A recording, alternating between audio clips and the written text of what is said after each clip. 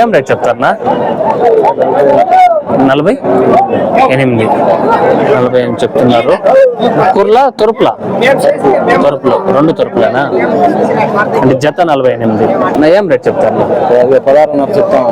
16.5. Last final అయితే ఎంత ఇచ్చేస్తారు? 15 అయితే ఇచ్చేస్తారు.